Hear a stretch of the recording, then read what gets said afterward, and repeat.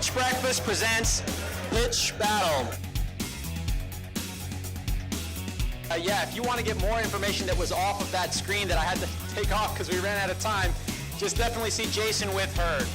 So we also want to thank our third partner for this evening, which is Watch Pitch, a new app and platform for deal flow efficiencies.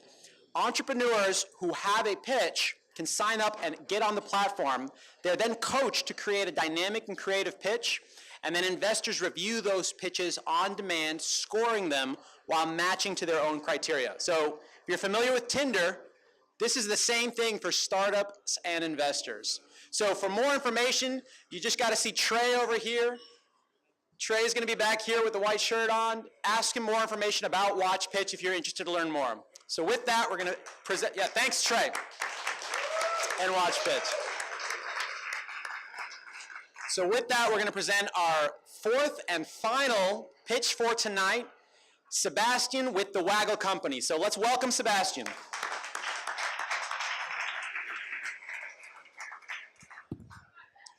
Hey everybody, so we're going to move from blockchain to puppies, so we're doing a big jump here.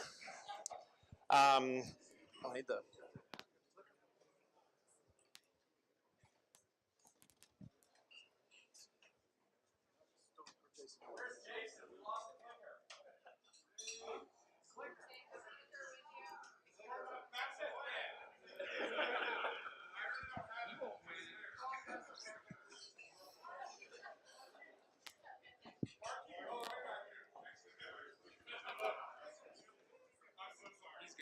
Oh, he does something. Okay. I'm so sorry. Hey, you're good. You're good. All right, we're going to start this over. Let's welcome Sebastian with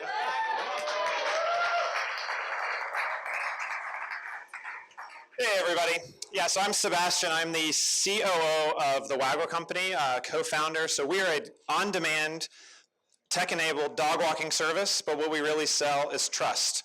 So what we're doing is we're taking a blue-collar industry and we are turning it into a white-glove service. So in general, dog walking services have had a bad track record. Unreliable, inconvenient, unsafe. We experienced that personally whenever we founded the company, and we said that this could be done better. So there's been a lot of traction in the space where people are trying to do an Uber-type model and really take your home and also your pets and make it into just a transaction. And we feel like this is the wrong model. So we invest in our team, our people, and our processes, and our technology is really what we're all about. So as far as convenience-wise, we have online scheduling, real-time alerts, quality. We have a full trained staff. So we have W-2 employees. We have 55 employees here in Charlotte. They're all professionally trained. They go through a rigorous screening, and we're also bonded and insured, and all those good things. So as far as the competitive landscape, there's really two options. We have your mom and pop shops and your neighborhood pet sitters. We also have these giant players who are currently raising a lot of money because the market is there, but they're doing it wrong. They're doing it wrong because they don't have a focus on quality. And even though they have the technology, they haven't invested in their team and their processes in a way that we're able to have successful visits with their clients. So a little bit about our technology. So we have, it provides a fun and transparent way for the customer to enjoy their experience, so they're able to book everything online. It's super easy. We track GPS on the walks, fun photos and comments. We also are a tech-enabled logistics engine. So we are the only dog walking company that has automated routing. So we have our day's routes, they're completely automated for our hourly team, and it really makes everything super efficient, and our margins have increased drastically since we've launched this back-end product. Also, so our team member app, one of the things is quality assurance. It's one of our big advantages.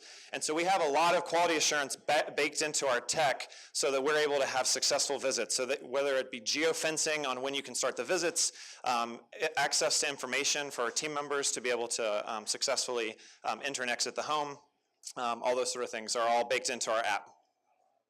So as far as the industry is concerned, so we're looking at a $900 million industry spent in 2016 on dog walking services, and it's looking to be over $1 billion in 2021. But I will say there's also a giant shadow market for people who don't realize that they're a candidate for dog walking services. Something tells me a lot of you folks out there today have dogs at home, and you decided to come to this event today and would have loved to have your dog get a potty break, get a walk in, so you don't have to worry about it and feel guilty while you're here at this having fun at the event. So some of the market drivers that we have: pet ownership going up, employment also going up, income, disposable income going up. My favorite is pet pampering. So for all of you guys who have dogs now, you'll know that pets are children. We treat our pets like family members.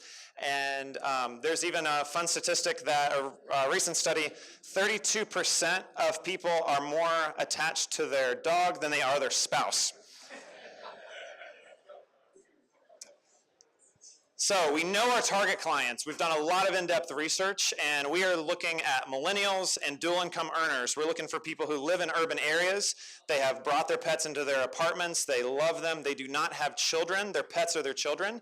And today there's a giant urban migration. People are not wanting to, they're delaying moving out to the suburbs, 5 to 10 years. They're also enjoying all the amenities that living in a big city entails. So, they also have expendable income to be able to spend on a luxury service like this. Speaking of such, our pet concierge service is one of the things that we're launching. It's a giant channel for us. We've partnered with 26 apartment communities here in Charlotte alone. There's still many more to go. The pet amenities are a differentiator, and they drive retention for apartments, so it's a great play for us. So our customer acquisition channels, so we do 50% word of mouth because people love us and they share the information with their friends. We do digital paid organic media, and then also the B2B partnerships. So I'll talk about this just briefly, but our customer acquisition cost is about $30, and our lifetime value is about $500.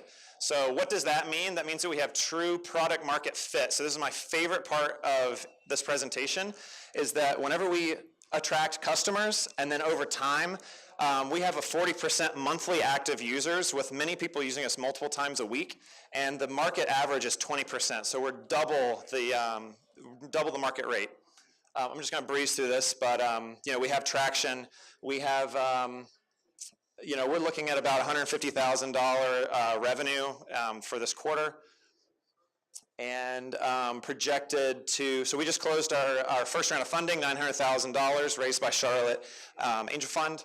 And we are, we're currently in the TechStars program in Austin, positioning ourselves to scale and learning how to take the metrics-driven business that we already have and be able to launch it in cities all across the country. So, yeah. So if any of you know the CEO of our company, it is my wife, Maggie, and she is amazing, and she's able to speak much quicker than I am, so I missed a couple slides at the end.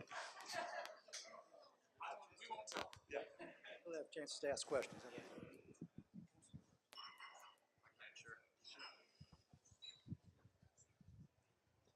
So you touched on a little bit the customer acquisition costs. Can you just go a little bit deeper in terms of, I guess I'm thinking about how you acquire customers, particularly in new markets? I know you have a lot of traction in Charlotte, but as you enter a new market, how do you do that? What does it look like? Great question. Yeah, so we realize that we will not be the city sweetheart whenever we go into our new markets, and one of the things we're looking at is specifically apartment through channels. It's going to be a great way to do that. We're partnering from the top down, where we're advertising our service as amenity to these apartments. Another thing is we just hired on a paid search firm, so we get a lot of our traffic through paid search, and so we're able to widen that funnel. And even though we have 30, so we have a 30 to 500 ratio with our customer acquisition, we're able to really kind of scrape the barrel a little bit deeper and get beyond the early adopters to be able to do our paid search, and just we can increase that CAC and still be in a very healthy ratio.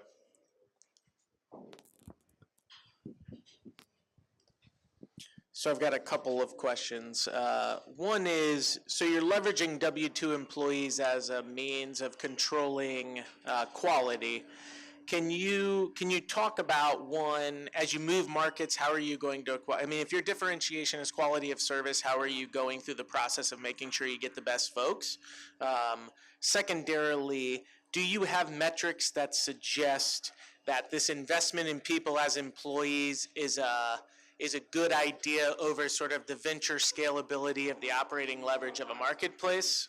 That's the second question. And then the third is, if you're really a trust company, what are the ways you're thinking of monetizing trust beyond dog walking into the future? Sure, absolutely. So as far as our team is concerned, so we find, we have the same as we acquire our customers, we do a similar approach where we acquire our team members. It's a 5-step process. It's very rigorous and even includes a peer review where they go out on dog walks with a peer, and then they actually give the thumbs up and thumbs down, agnostic to us. So we talk about the investment. So one of the problems that WAG is having is that whenever you have no control over the service, for instance, they've lost 7 dogs since the beginning of the year. So there's a lot of these things that are just controls that we legally cannot control the customer experience without having W-2 employees. So there's some legislation that is in the works, but I don't think it's going to be in favor of that contractor model. Sorry, what was your second question? I'm so excited about the third question. Employees are a good offset to the increased costs and lack of scalability.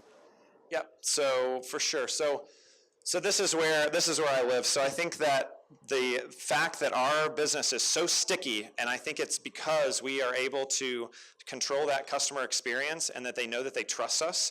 I know a lot of people, like, how many people here like have ridden in an Uber, right? But how many of you want your Uber driver coming into your house and taking care of your pet? So that's the type of thing that we are, going back and forth with on as far as the cost-benefit analysis. I think that if we can get people that trust us and stick with us, that we will be able to, we already make our money back from that process after the 3rd week. So if we can keep people for, 9 months, a year, 2 years, then that's a worthy investment on my side. As far as the trust factor is also concerned, we think this is a gateway that as far as selling trust, we absolutely have opportunities to be able, we have access to people's homes and people trust us. We even already have people who are going around our systems that says, hey, Fido's not in the house today, but I had I have a big package if you could bring it inside. Or I'm on vacation, took my dogs with me, can you please water my plants? Or we even had someone ask us to come in and turn on a crock pot one time. So, there are opportunities here because inherently whenever you trust us, you will be able to, upgrade and do some other channels. Are those included in the price of service? Like, do you get paid to show up and turn on a crock? Yes, they just schedule our cheapest visit, which was 10 minutes. And so we just, we pay for the amount of time that we're there. So it's 10 minutes.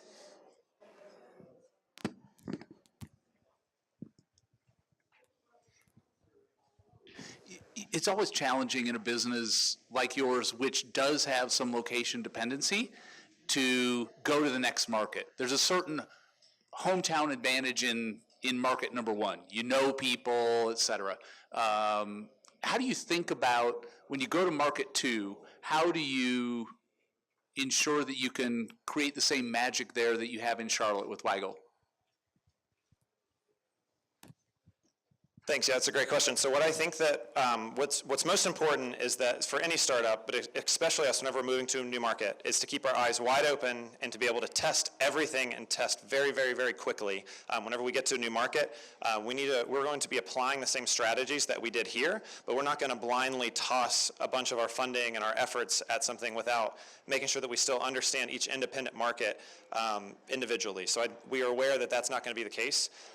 There are also 2 other factors. We're going to be very, very calculated at the zip codes that we launch in these new markets, and those mirror the demographics of our best zip codes here in Charlotte. So based on demographic data, we're able to mimic, and we're not going to launch the entire market when we go. We're going to launch in the subset of people demographics-wise. The next piece about that scalability is going to be those through channels. So we didn't launch whenever we were doing Charlotte the first time. We didn't launch through giant through channels that gave us, thousands of prospects right away.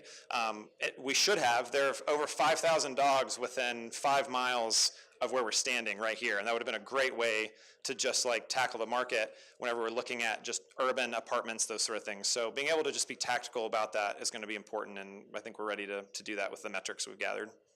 Talk a little bit about exit. How do you sort of exit the business? Who buys it? What are the... Sure, absolutely. So whenever we're looking at, just with our first 14 markets, we're looking at about $70 million valuation. We think that we can beat you with that. So it's a 6x multiple of revenue, which is pretty generous, I think. So a couple different options here. So Wag and Rover have, they have their potentials, they're competitors, but they also aren't doing it well. And so I think that there's a possibility that they could either bring us on as a white glove arm of their service, or just bring us in for our model and our technology. I also feel like, you know, I like to throw Amazon out here just because we already know that they're doing home services. We know that they're experimenting with people coming in and out of the home and how to be able to direct those sort of things. You know, same sort of idea for Purina and PetSmart. I mean, you think that the shelf space is a tight competition on the treats being on the shelf. I mean, you can imagine what it would be like if we can put it right on the dining room table to be able to test new products. You think about how many like dog toys and dog treats people say, like, I don't even know if people like this. We could put discount, treats and coupons there right in the home, and they'd be able to test products, and it'd be way cheaper than putting them on their shelves in the expensive shelf space. How many of your customers are first-time users of a service like dog walking as opposed to replacing someone? Sure. So we get most of our folks who get a new pet or they move to a new home. So that's about 60 to 70% of all the folks that we are targeting right now. The fact that the market is very sticky, unless you mess up, usually there's not a reason. Don't change something that isn't broken. So we do get a lot of folks who come from kind of like the Wag and Rover models. We usually get customers from the local mom and pop shops whenever they either retire or they just aren't taking new clients.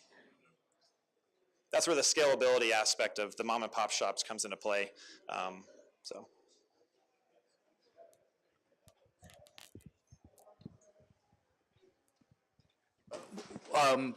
One of your big competitors just raised $300 million. How did that make you change the way you think about your business? Yeah, so we had a direct competitor who just raised $300 million, and so it affected us in two major ways. One, it is a huge market validation. All the times I've walked around and said, like, hey, we're into the dog walking space, and people thought to themselves, like, there's no market for that. That was a huge validation for us. Second is that we're actually going to be changing our name and rebranding. We can keep that in the room for now, because we don't want to associate ourselves with some of the problems they've had with their operations. And the other thing is that, we think that having a leader in the space, just in general, has been a good thing because they're going to educate the market. So right now, they're going to spend that $300,000 educating everyone in the country about this service, and then we're going to be able to come in and out execute them.